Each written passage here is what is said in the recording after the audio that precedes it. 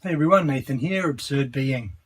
Alright, the visible and the invisible. We are in chapter 3, Interrogation and Intuition, and this is the third video. There are going to be 4 videos for this chapter. I've broken this video up into 4 parts: philosophical interrogation, intuition as fusion or coincidence, Bergsonian intuition, and differentiation. So the first part is philosophical interrogation. So the question here driving Merleau-Ponty, we've talked about it before, it's come up again and again in various different contexts and different ways. The question is, what is world? Or better, what is being? And this question becomes philosophical only if, at the same time that it aims at the state of things, it also aims at itself as a question. That is to say, if it includes itself within its own questioning. And we've talked about this before, this idea. The question is a part of the being that it's asking about. So if it doesn't include itself in it, it's missing something. And the same goes for the questioner. If the questioner isn't a part of the thing that it's questioning, something's being left out, something's being missed. The negativism of doubt, so we looked at doubt as a way of interrogating. The negativism of doubt, Merleau-Ponty said, is actually a clandestine positivism because it presumes the very thing it doubts. There is no doubting without a world, without being already being. So that's a nice kind of inversion Merleau-Ponty throws there at doubt. The negativism of doubt is actually a clandestine positivism. And he says also the positivism of essences, which we have just spent a little bit of time looking at, requires that the questioner distance themselves so much from being and the world that they no longer belong to it. So again, something has been excluded from being, which means that it's not being, right? And Merleau-Ponty throws in another little inversion here for this. The positivism of essences involves a hidden negativism, and that the questioner must become nothing, posing their question from nowhere. So we've kind of covered all of that before. It's a little bit of revision, just working over these ideas, keeping them alive for us, keeping them fresh in our minds. But then he adds this. And it's kind of I guess maybe a consequence or an insight derived from what we just opened the video with. No question, he says, goes towards being, because being a question, it can only return to being. In other words, since the question already is, we can't go, we're not going towards something different from it. We are coming back to it because the question already is, the question is already in the world, in being. So we don't need to move from the question to something outside of it. We need rather to go from the question and return back to this being that we came from when we asked the question. So the bottom line, I guess, here is that we can't start with a division. We can't start thinking in terms of this and a that when it comes to being. Subject and an object, or thinker and a thing thought, or any of those nothingness and a somethingness, or any of those kinds of divisions. I've got a quote for you here. As the view that the question be a real rupture with being, a lived nothingness, is precluded, also precluded is the view that it be an ideal rupture, an absolutely pure gaze directed upon an experience reduced to its signification or its essence.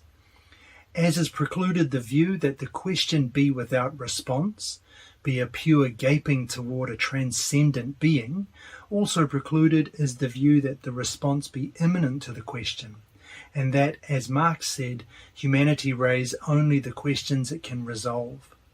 And these two views are precluded for the same reason, which is that in both hypotheses there would finally be no question, and that in both these views our initial situation is ignored. Either cut off from being, we would not even have enough of the positive to raise a question, or already caught up in being, we would be already beyond every question. So a quick summary of that.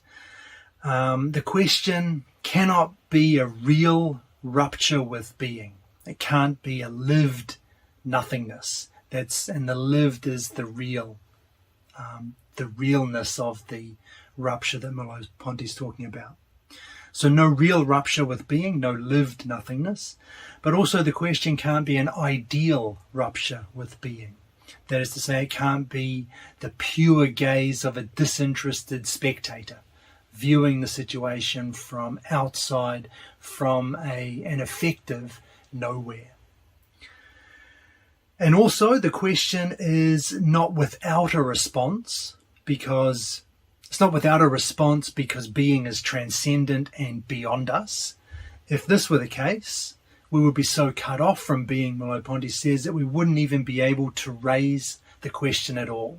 It would be so far removed from us that it wouldn't even occur to us. We wouldn't even be able to formulate the question in the first place. And this is kind of what Heidegger was getting at with his pre-ontological. Dasein is pre-ontological in that while it doesn't explicitly understand or grasp being, it knows it.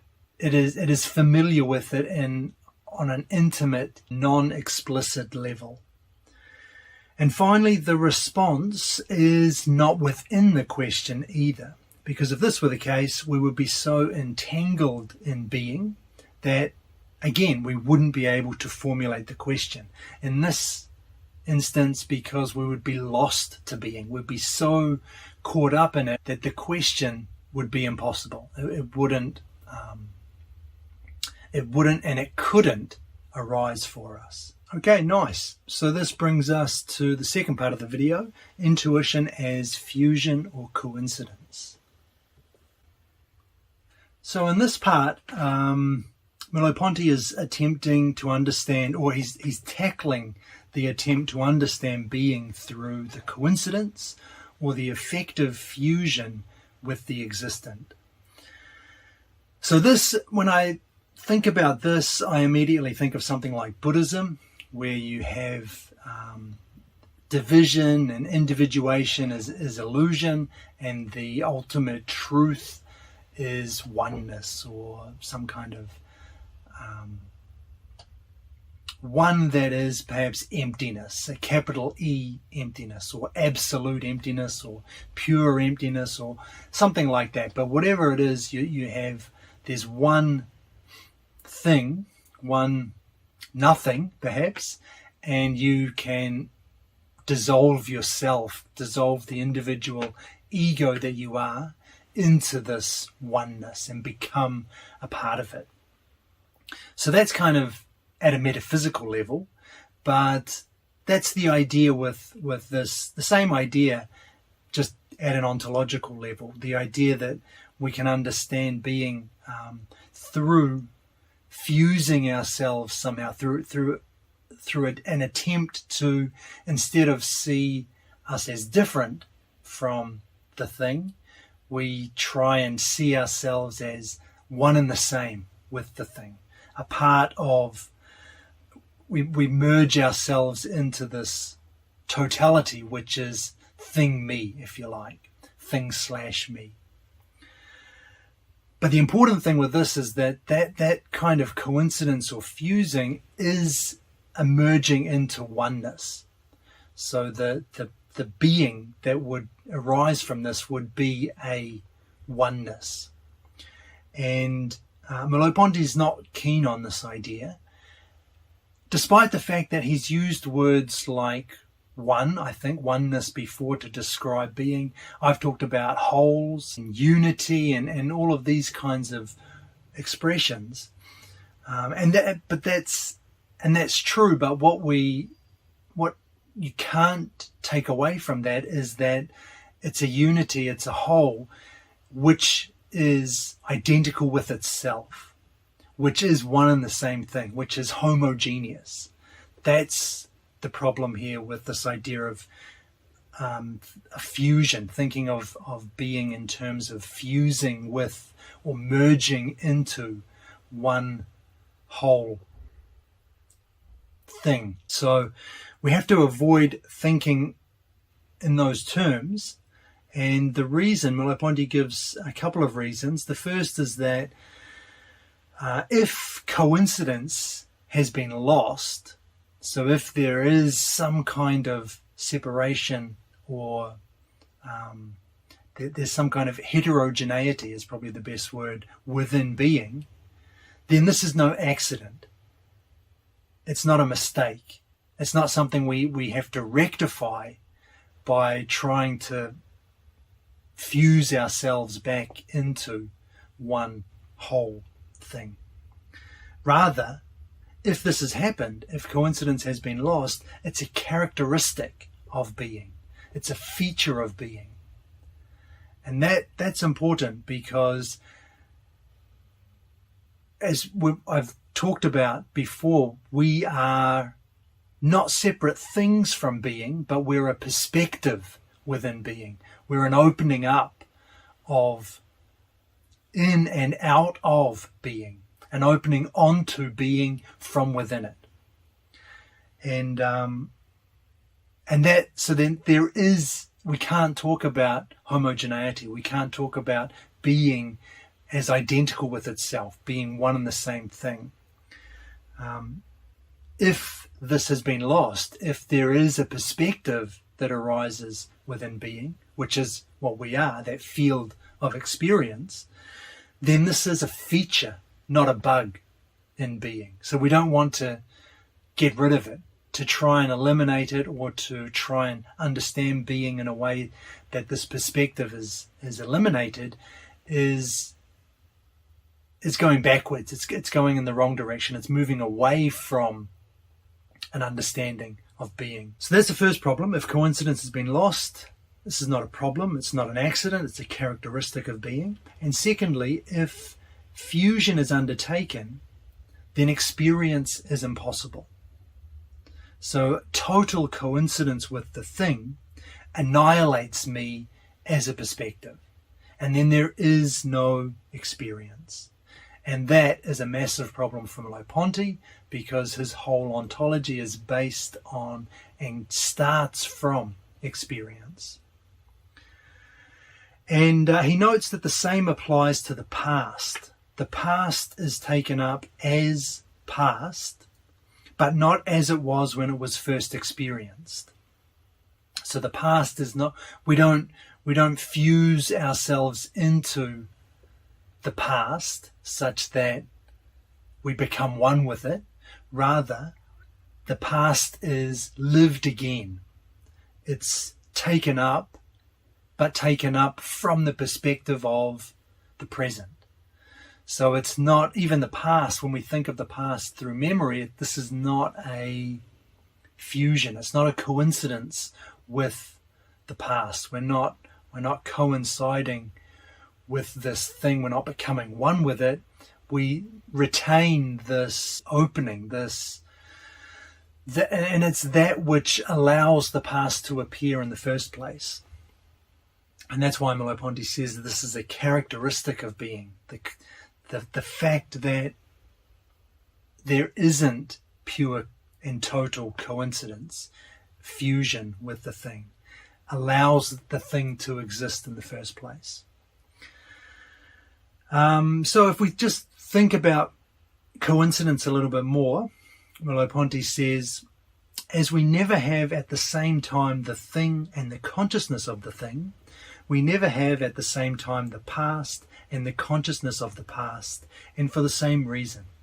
In an intuition by coincidence and fusion, everything one gives to being is taken from experience. Everything one gives to experience is taken from being. The truth of the matter is that the experience of a coincidence can be, as Bergson often says, only a partial coincidence. So the bottom line from that coincidence, total coincidence, a genuine fusion or merging with the existent or with the world is impossible. So as always, Merleau-Ponty wants to take this back to experience. So what is our experience really like? He asks the question again, clarifies that situation so we can get off to the right start. When I find again the actual world such as it is, under my hands, under my eyes, up against my body, I find much more than an object, a being of which my vision is a part, a visibility older than my operations or my acts. But this does not mean that there was a fusion or coinciding of me with it.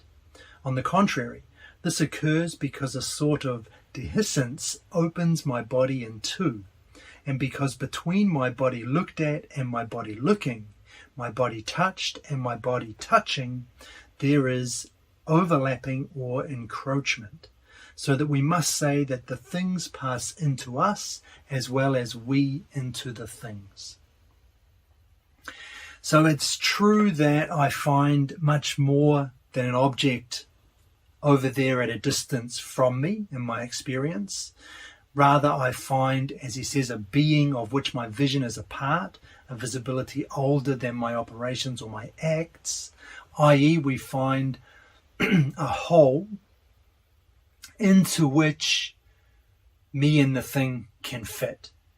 However, it's a mistake to view this as a fusion, to see this as a coinciding of me with the thing. Rather, it's an overlapping between my body as looked at and my body as looking. Between my body touched and my body touching. And it's this double aspect of the body.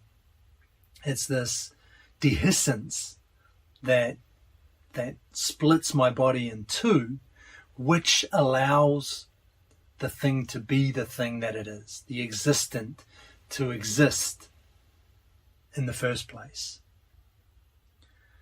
And so we're back to this idea that I can touch only because I can be touched. I can see only because I can be seen. So I am in the world, in being with the other things, but not as a separate thing from it, and not as the same thing as it. So what Merleau-Ponty is trying to do here is understand that relation that exists between me as seer and the thing as thing seen, object. And it turns out that it's a more complicated relation than we imagine. It isn't the case that there are two things, a subject and an object. But on the other hand, it isn't the case also that there's one thing. Rather, there is this one thing, being, but there is an opening within it which allows things to not be things, but be things seen. And this brings us back to what we talked about, was it a couple of videos back, the visible present. The originary situation is not me and the thing, but the thing seen. That's the starting point. Experience. And the thing seen is another way to say experience, but a way that makes explicit the kind of relation between me and the thing, a relation that isn't a relation that isn't a relation between two separate things, a kind of, a non-relation. So the originary situation is not me and the thing, but the thing seen, and thing seen is not a fusion of me and the thing. It can't be. If we fuse, if the difference is eliminated, then there is no seeing, right? There is no thing seen. There's just thing.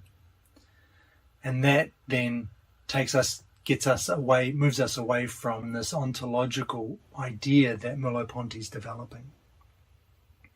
So the originary situation is things seen, but what is this situation and what is this relation? I called it a non-relation. It's a reciprocity in which the parts, me and the thing, didn't exist prior to the consequence of this relation. So the results of the relation, the thing seen, comes first, comes before me and the thing exist as separate existence, before we exist on our own. And that's what's difficult to understand about this. And it flies in the face of logic. And I talked about this a couple of videos back, or was it the last video? I can't remember. But when we talked about the visible present. So that's the idea of fusion or coincidence anyway. The third part, we're going to move on to talk about Bergsonian intuition. So Bergson's intuition, Merleau-Ponty says, is not a fusing like this. It's not an example of a coincidence. Rather, it's a reflection. Our intuition, said Bergson, is a reflection, and he was right.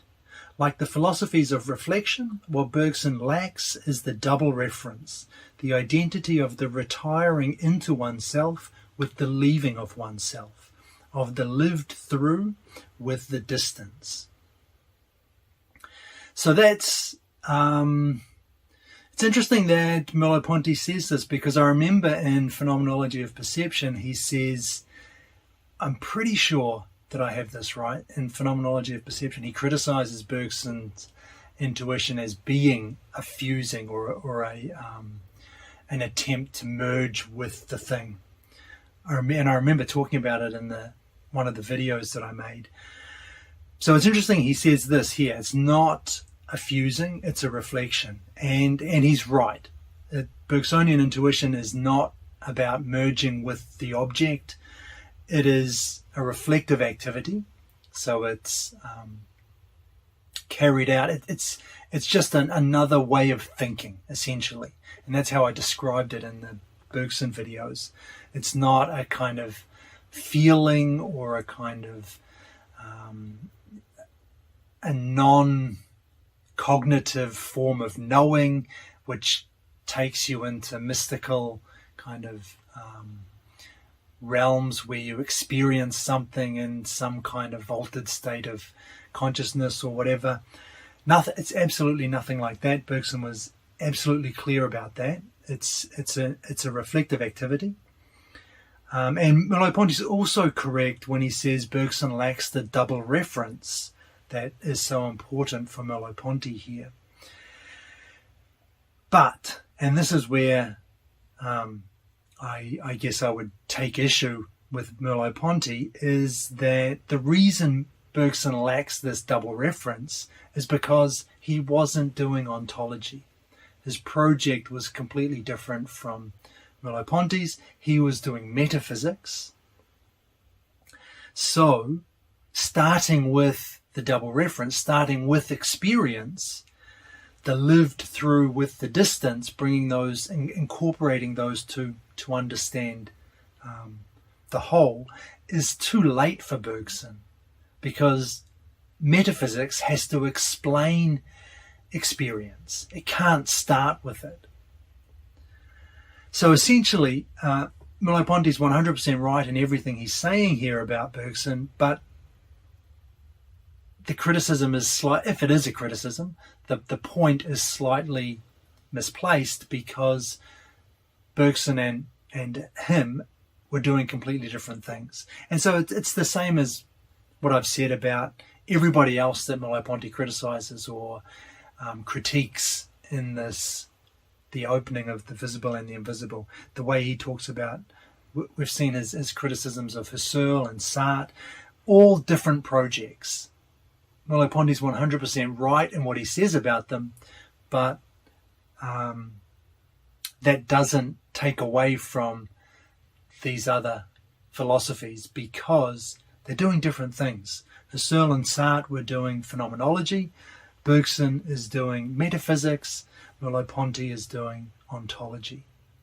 And that is that's the thesis of my book, The Philosophy of Reality. The way that these three different disciplines, phenomenology, ontology, and metaphysics, are all different, and they give different answers to the same questions, but they all have to be, they're all correct. All of these different answers are correct. They're three different approaches to understanding reality. Anyway, enough of that. So that's Bergson and Bergsonian intuition. The last section then is differentiation. So let me begin this part with a quote. "The originating is not of one sole type. It is not all behind us. The lived experience is not flat, without depth, without dimension.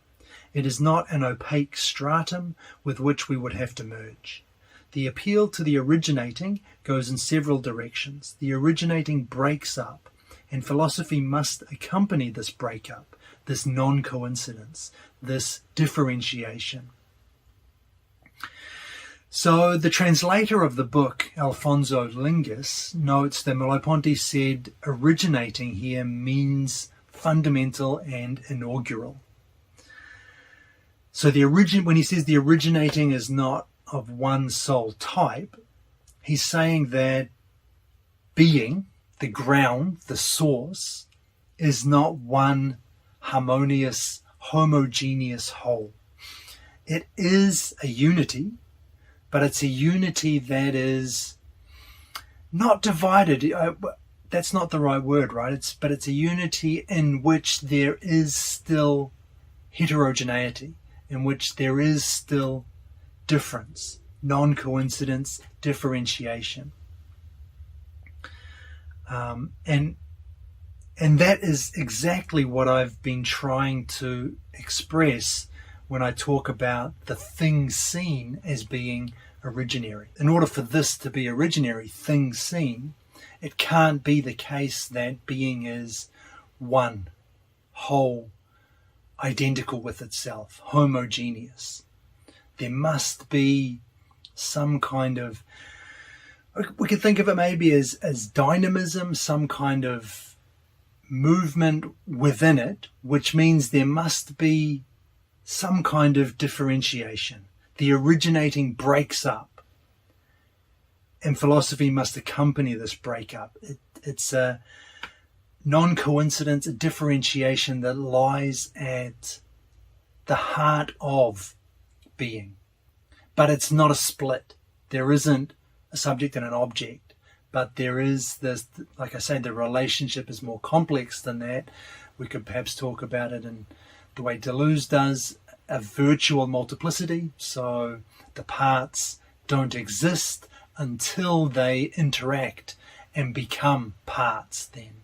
And that's kind of the same thing here. Until there is the thing seen, you don't have the thing and the seer as separate entities.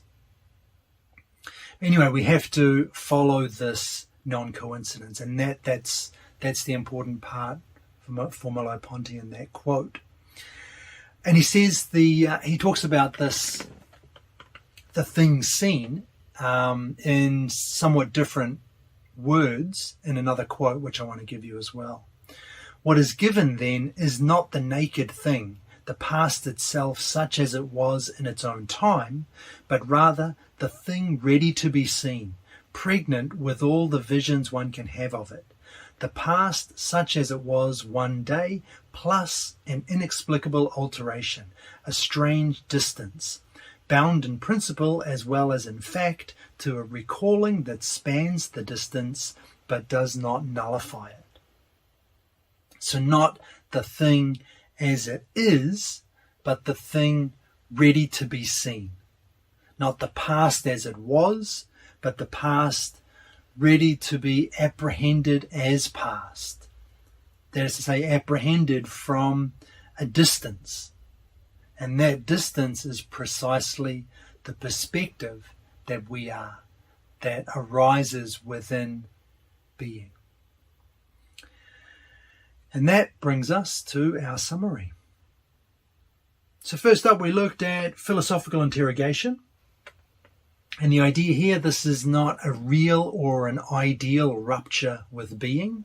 So it's not a lived nothingness or a pure gaze. And also it's not without or already including a response. And this reflects the idea that being is not transcendent, something that we cannot approach, we cannot grasp, nor are we lost in being. If either of these things were true, then we wouldn't even be able to formulate the question in the first place. The question of being would never arise. And finally, Merleau-Ponty says it's not a movement towards being, rather it's a return to it. So because the question already is, then we can't think of our interrogation as moving away from the question towards something else. Rather, it's a return back to the thing from which the question came. The place, if you like, from which the question arose. The second part of the video is intuition by fusion or coincidence. And the result here is that coincidence is impossible. It's self-defeating. When we think of being, we can only think of being through our experience, but our experience is always mediated through being. So we always come back to this dilemma where we need both parts. The one doesn't exist without the other. If we try and combine them, if we merge ourselves with being or with the thing, then there is no experience anymore. So this led to the question, what is experience? And experience is the result of two aspects of my body overlapping. And those two aspects are the body as looked at and the body as looking.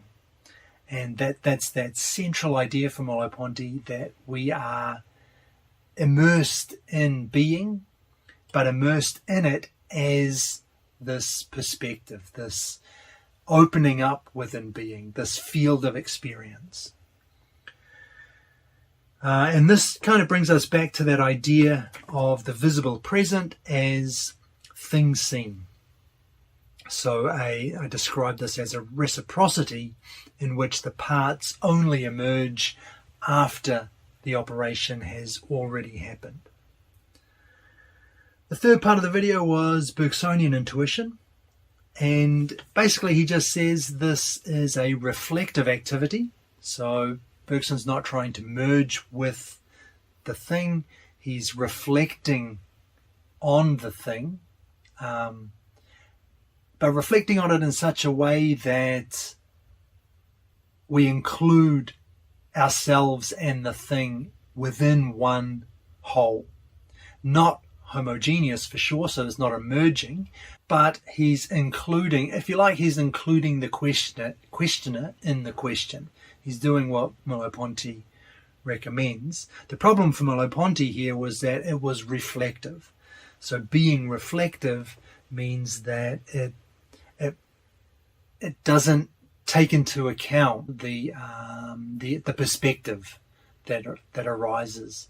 So he's not taking into account experience. And I said that that's right, but the reason Bergson didn't, and the reason he didn't need to, was that he was doing metaphysics, not ontology. The final part of the video was differentiation. And the main idea here is that the originating is non-coincidence and differentiation. So the originating is the source, being, and the idea is that being cannot be one thing. Again, the fundamental inaugural situation is the thing ready to be seen. It's not, there's no duality, there's no dualism here, the thing and the thing seen.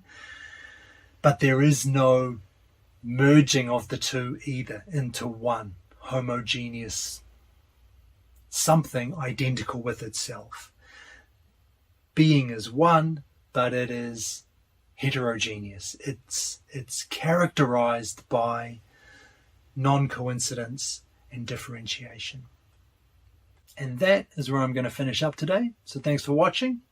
I'll see you in the next one.